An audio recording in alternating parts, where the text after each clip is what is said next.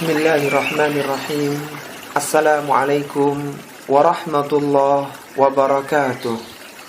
Innal hamdalillah nahmaduhu wa nasta'inuhu wa nastaghfiruh wa na'udzu billahi min shururi anfusina wa min sayyiati a'malina. Man yahdihillahu fala mudhillalah wa man yudlil fala hadiyalah. Wa ashhadu an la ilaha illallah wahdahu la syarikalah wa ashhadu anna Muhammadan abduhu wa rasuluhu amma ba'du. Sahabat kreatif, dimanapun kalian semua berada, semoga senantiasa dilindungi dan dijaga oleh Allah Subhanahu wa ta'ala. Fitrah manusia akan mencari figur terbaik untuk dijadikan sebagai teladan.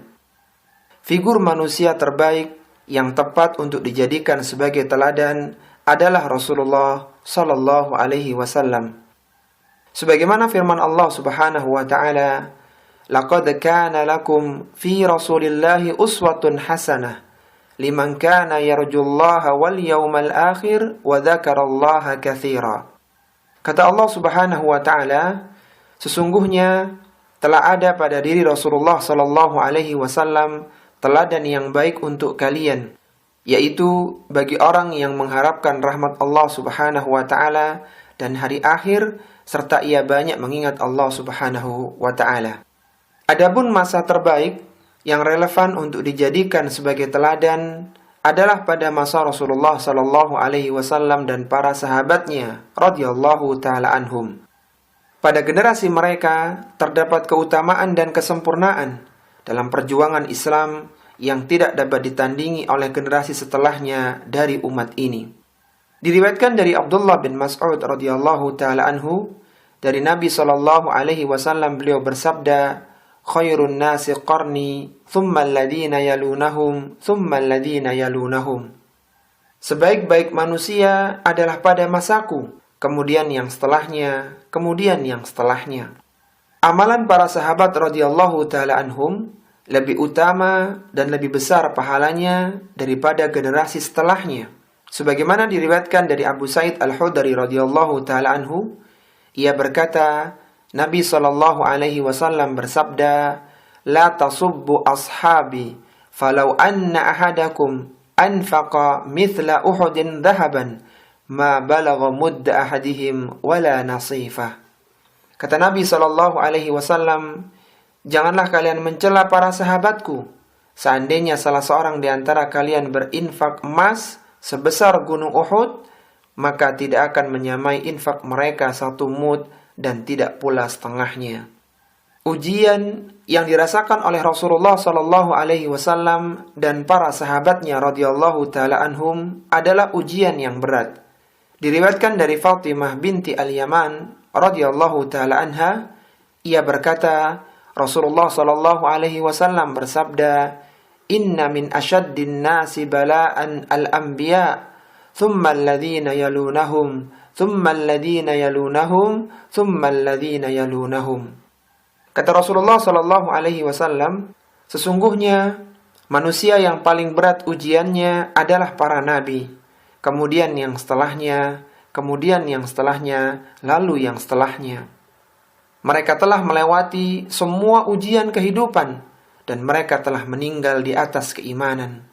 Oleh karena itu, jika seorang muslim dan muslimah ingin mencari generasi terbaik untuk dijadikan sebagai teladan, maka hendaknya meneladani generasi Rasulullah sallallahu alaihi wasallam dan para sahabatnya radhiyallahu taala anhum, karena mereka telah aman dari fitnah. Berkata Abdullah bin Mas'ud radhiyallahu taala anhu, seorang sahabat yang wafat tahun 32 Hijriah di Madinah, beliau mengatakan, "In kuntum la budda muqtadin faqtadu bil mayyit fa innal hayya la tu'manu alaihi al fitnah."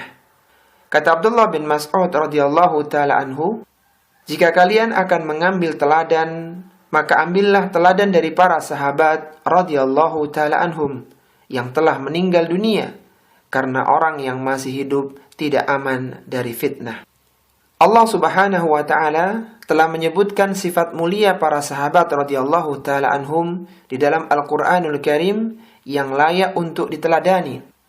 Allah Subhanahu wa taala berfirman, Muhammadur Rasulullah walladzina ma'ahu asyidda'u 'alal kuffari ruhama'u bainahum tarahum ruk'an sujjadan yabtaghuna fadlan minallahi wa ridwana simahum fi wujuhihim min atharis sujud dzalika mathaluhum fit taurati wa mathaluhum fil injil kazar'in akhraja sat'ahu fa'azarahu fastaghladha fastawa 'ala suqihi yu'jibu az-zurra'a liyaghidha bihimul kuffar wa'adallahu alladhina amanu wa 'amilus salihati minhum maghfiratan wa ajran 'azima. Muhammad sallallahu alaihi wasallam adalah utusan Allah Subhanahu wa taala, dan orang-orang yang bersamanya mereka keras terhadap orang-orang kafir, namun saling mengasihi antara sesama mereka. Engkau melihat mereka rukuk dan sujud mencari karunia Allah Subhanahu wa taala dan keridhaannya. Pada wajah-wajah mereka tampak bekas sujud. Demikianlah sifat mereka di dalam Taurat. Sedangkan sifat mereka di dalam Injil yaitu seperti tanaman yang mengeluarkan tunasnya.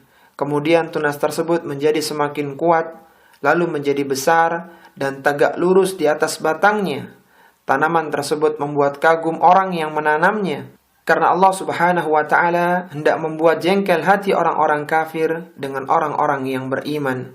Allah Subhanahu wa taala menjanjikan kepada orang-orang yang beriman dan mengerjakan amal salih di antara mereka dengan ampunan dan pahala yang besar.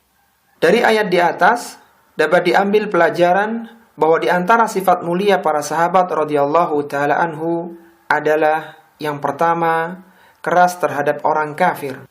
Orang kafir yang dimaksudkan dalam ayat ini adalah orang kafir harbi, yaitu orang kafir yang memerangi kaum muslimin. Kemudian pelajaran yang kedua, di antara sifat mulia para sahabat adalah mengasihi kaum muslimin. Disebutkan pada ayat di atas, ruhama'u bainahum.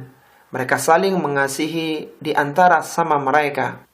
Para sahabat radhiyallahu taala anhum saling mengasihi antara satu dengan yang lainnya seperti satu tubuh. Demikianlah interaksi para sahabat radhiyallahu taala anhum terhadap sesama kaum muslimin. Sebagaimana diriwayatkan dari An-Nu'man bin Bashir radhiyallahu taala anhu, ia berkata, Rasulullah sallallahu alaihi wasallam bersabda, "Mathalul mu'minina fi tawaddihim wa tarahumihim wa ta'atufihim mathalul jasad.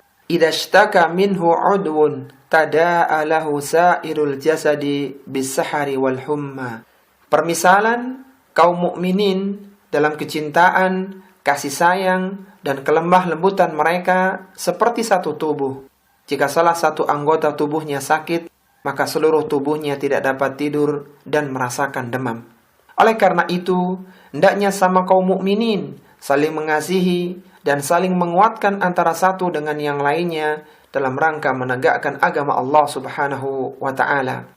Sebagaimana diriwayatkan dari Abu Musa radhiyallahu taala anhu, ia berkata, Rasulullah sallallahu alaihi wasallam bersabda, "Al-mu'minu lil-mu'mini kal-bunyan yashuddu ba'duhu ba'dha." Mukmin yang satu dengan mukmin yang lainnya seperti sebuah bangunan, sebagiannya saling menguatkan sebagian yang lainnya. Pelajaran yang ketiga di antara sifat para sahabat adalah banyak melakukan salat. Disebutkan pada ayat di atas, tarahum ruk'an sujjadan yabtaghuna fadlan minallahi wa ridwana. Engkau melihat mereka rukuk dan sujud mencari karunia Allah Subhanahu wa taala dan keridhaannya. Interaksi para sahabat radhiyallahu taala anhum kepada Al-Khaliq adalah dengan banyak melakukan salat dalam rangka mencari surga Allah Subhanahu wa taala dan keridhaannya. Mereka banyak melakukan salat yang merupakan amalan ibadah yang terbaik. Diriwayatkan dari Thauban radhiyallahu taala anhu, ia berkata, Rasulullah sallallahu alaihi wasallam bersabda, "Istaqimu wa lan tuhsu, wa'lamu anna khaira a'malikumus shalah, wa la yuhafidhu 'alal wudu'i illa mu'min." Kata Rasulullah sallallahu alaihi wasallam, "Beristiqomahlah kalian dan kalian sekali-kali tidak akan dapat menghitung pahalanya. Ketahuilah bahwa sebaik-baik amalan kalian adalah salat, dan tidak akan mampu senantiasa menjaga wudu melainkan orang yang beriman." Oleh karena itu, hendaknya seorang muslim dan muslimah memperbanyak melakukan salat-salat yang ditetapkan di dalam agama Islam. Kemudian pelajaran yang keempat adalah tampak kesolihan dan ketawaduan.